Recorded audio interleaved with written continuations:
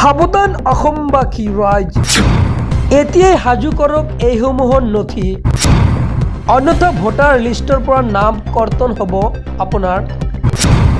অসমতো আৰম্ভ হ'বলৈ গৈ আছে ভোটাৰ নাম সংশোধনৰ প্ৰক্ৰিয়া। কি নথি লাগিব সবিশেষ জনাই আছোঁ, সেয়েহে এতিয়াই ভিডিঅ'টো এটা শ্বেয়াৰ কৰক। অসমতো হ'ব ভোটাৰ তালিকাৰ বিশেষ সংশোধন। ৰাজ্যৰ মুখ্য নিৰ্বাচনী বিষয়াৰ নিৰ্দেশনা জাৰি।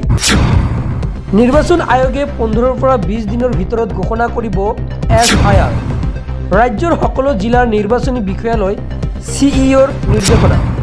জিলাসমূহত ERO, AE আৰু BLO থকাটো নিশ্চিত কৰাৰ নিৰ্দেশ। নিৰ্বাচনী বিষয়া নিৰ্বাচন শাখাৰ কৰ্মীক অত্যাধিক বোজা নিদিবলৈ নিৰ্দেশ প্ৰদান কৰিছে। ডাটা এন্ট্ৰি অপাৰেটৰকো অতিৰিক্ত বোজা নিদিবলৈ নিৰ্দেশনা। BTCৰ নিৰ্বাচনৰ পৰিপ্ৰেক্ষিতত বিকল্প ব্যৱস্থা গ্ৰহণ কৰাৰ নিৰ্দেশ। হয়, অসমতো হ'ব ভোটাৰ তালিকাৰ বিশেষ সংশোধন আৰু ইয়াৰ বাবে কিছুমান নথি পত্ৰৰ প্ৰয়োজন হ'ব। এতিয়া জানো কি নথি লাগিব। হয়, মই সবিশেষ জনাইছোঁ, সেয়েহে ভিডিঅ'টোত এতিয়া লাইক কৰক আৰু যদি চেনেলটো ছাবস্ক্ৰাইব কৰা নাই ছাবস্ক্ৰাইব কৰক।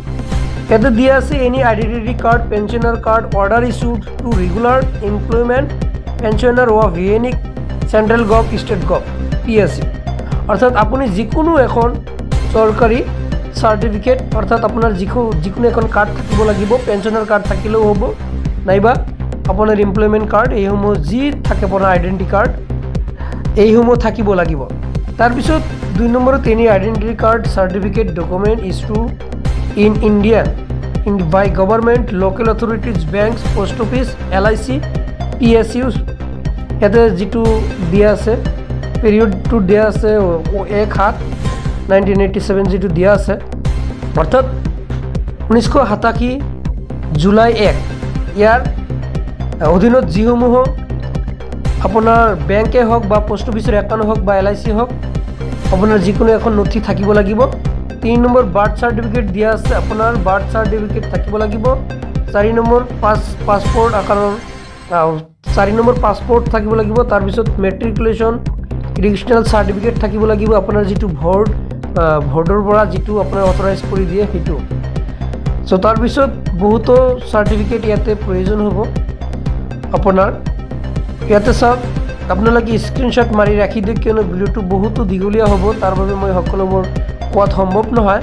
আৰু মই আপোনালোকক এটা কথা কৈ ৰাখোঁ, এই নথিসমূহৰ ভিতৰত যদি আপোনালোকৰ নথি নাথাকে, অৰ্থাৎ ইয়াৰ ভিতৰত যদি আপোনাৰ নাথাকে, তেন্তে আপোনাৰ যিজন বিষয়ে আপোনাৰ ভেৰিফাই কৰিব যে আপুনি ভাৰতীয় নাগৰিক হয় নে নহয়, তেখেতে যদি আপোনাক যদি ভাবে যে আপুনি ভাৰতীয় নাগৰিক, তেনে ক্ষেত্ৰত তেখেতৰ ওপৰত নিৰ্ভৰ কৰিব সেইটো কিন্তু। আৰু এতিয়া ইয়াৰ উপৰিও আপোনালোকক এতিয়া জনাই আছোঁ, এইসমূহ নথি আপোনালোকে সাজু কৰি ৰাখি দিয়ক। 1966ৰ ভোটাৰ চাৰ্টিফাই কপি, 70 বা 71ৰ ভোটাৰ চাৰ্টিফাই কপি, আপোনালোকে এইসমূহ এতিয়াই ওলাই ৰাখি দিয়ক। আপোনালোকে চাৰ্টিফাই কপি বনাই ৰাখি দিয়ক। হয়, নিশ্চয় এইসমূহ আছিল আপোনালোকক আজি দিবলগীয়া গুৰুত্বপূৰ্ণ আপডেট। ভিডিঅ'টো চাই কেনে পালে নিশ্চয় কমেণ্টত জনাব আৰু এনেকুৱা ধৰণৰ নিত্য গুৰুত্বপূৰ্ণ তথা ইনফৰ্মেটিভ ভিডিঅ' পাবলৈ হ'লে চেনেলটো ছাবস্ক্ৰাইব কৰক। যদি ফেচবুকত চাই আছে পেজটো ফ'ল' কৰক। আজিলৈ মানে ধন্যবাদ।